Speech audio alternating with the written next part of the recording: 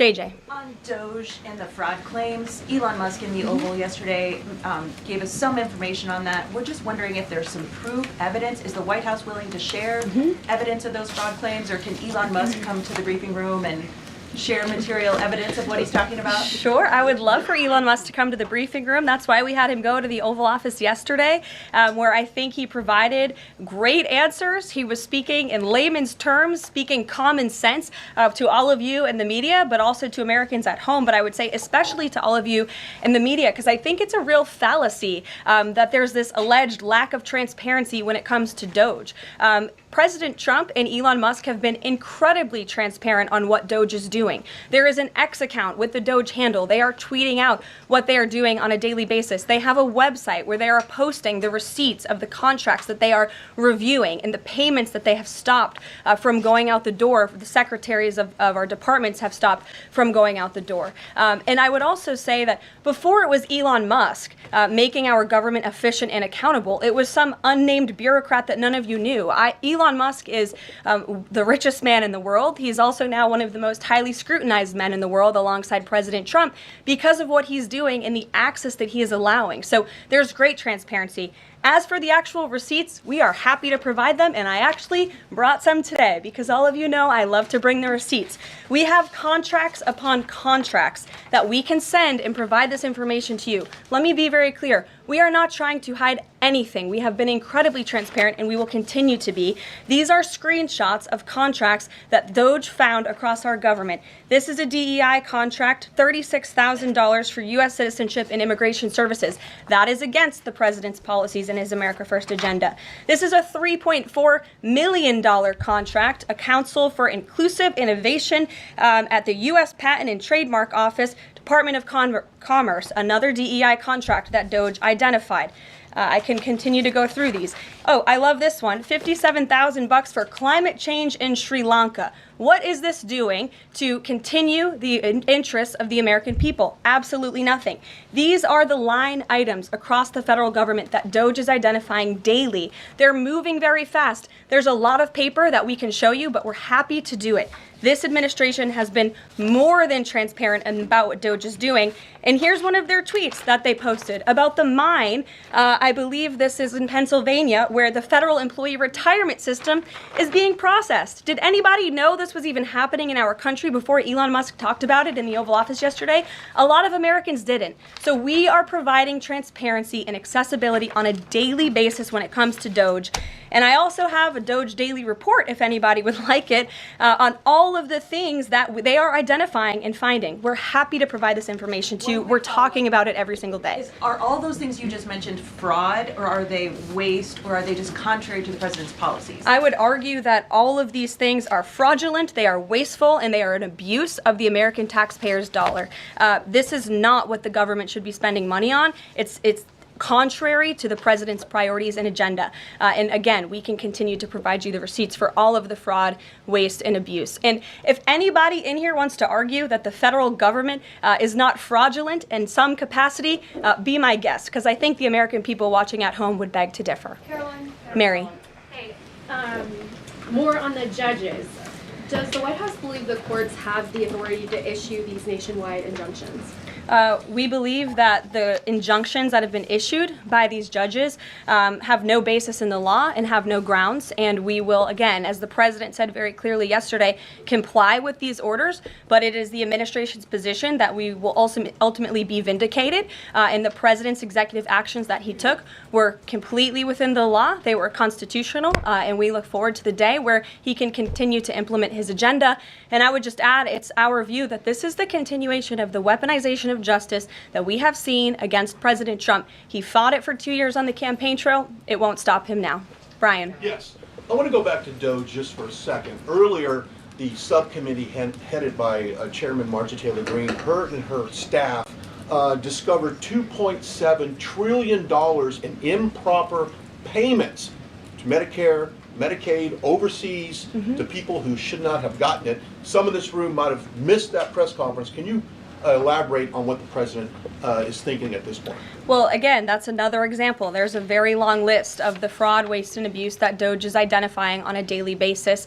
Elon Musk also talked about yesterday about Social Security payments that are going out the door for people who are no longer with us, unfortunately. I would say that is certainly fraud. There's also a lot of contracts they've identified that, just as a hypothetical example, are $1 million, but only 500,000 went out the door. So where's the rest of that cash? And so that's the thing. Those are the things that DOGE is working on every single day.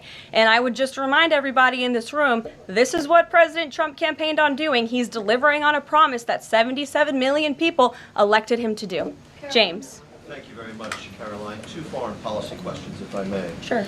First, the statement that was released after this morning's phone calls identified Mr. Witkoff as the special envoy who will be part of the delegation that undertakes to resolve the Russia-Ukraine war. I had thought that that individual was General Kellogg, and so can you clear that up? Sure, I'd be happy to. As you mentioned, the president, in his truth, following the phone call with Vladimir Putin, said that he has asked Secretary of State Rubio, the director of the CIA, John Ratcliffe, our national security advisor here at the White House, Michael Watts, and Steve Witkoff to lead the negotiations. As for General Keith Kellogg, he remains a critical part of this team in this effort. He's played a tremendous role in getting the negotiations to this point, and he's very much still part of the Trump administration. The other subject is Iran. I took note of President Trump's comments in his Super Bowl interview with our colleague Brett Baer to the effect that he wants to do a deal with Iran. However, that interview appeared after the supreme leader of Iran, the Ayatollah Ali Khamenei, had already ruled out any additional negotiations with the United States. So kind of a two-part question. A, what gives the president any confidence that Iran will come to the table? And B, more fundamentally, why is the president interested in doing a deal with Iran instead of doing everything he can, perhaps short of U.S. military intervention, to try and hasten the end of what many of his own supporters regard as an evil regime? Well, the president has made it very clear that he will never allow Iran to have nuclear capabilities. That is a red line that he has drawn, and he will not allow that to happen. But you asked why President Trump wants to make a deal. I would remind you, he's the master of the art of the deal. He is America's deal maker in chief. He leads from a position of securing peace through strength. And I think time and time again already, in just 4 weeks, we have seen the president being able to negotiate successful deals with our partners, our adversaries all around this world. The release of Mark Fogel just last night is something that I think speaks to the president's deal-making ability. This is something that the Biden administration allegedly tried to do for 3.5 years. I think you all should go back and ask some of those Biden administration officials what they even tried to do and why weren't they successful, because for 3.5 years Mark Fogel sat in a Russian prison and it took President Trump 3 weeks to get him back on American soil. There's nobody better at making deals than Donald Trump. Phil Wegman. Thank you. Two foreign policy questions. Ukrainian President Zelensky has said after the war that he wants NATO membership or nuclear weapons. We heard Defense Secretary Hegseth say that NATO membership was unrealistic. What's the president's view on the other option, on a nuclear Ukraine? I have not talked to President Trump about Ukraine's NATO membership or their nuclear capabilities. I would leave it to him to discuss. But I will tell you again that Secretary Rubio and also the Vice President, J.D. Vance, will be meeting directly with President Zelensky in Munich on Friday, and I'm sure they will provide a readout of that conversation and that discussion. And then the second question, given that this administration has called on Europe to take more responsibility for their own defense, I'm wondering, will the EU or any other European nation other than Ukraine be involved in these peace talks? I don't have any European nations who are involved currently to read out for you. Certainly, the president has employed a very strong team or deployed a very strong team to continue these negotiations. And the fact that he was on the phone with both President Putin and President Zelensky today shows that he's very much involved in this effort as well. And then just a follow-up, I guess. Sure. Should we expect the president to negotiate in person with Zelensky and Putin? I don't have anything to read out on that for you today. Maggie, good to see you. Thanks for taking the question. You talked about the transparency with DOGE and Elon Musk's press availability yesterday. there is a conflict of interest law in place that says that people who have personal interests can't interact with government entities that could touch on those. Has President Trump signed a waiver for Elon Musk? Does such a thing exist? If it does, will you guys release it in the interest of transparency that he's committed to? I have not seen the law that you are referring to. What I can tell you is that Elon Musk, as I've confirmed before, is a special government employee.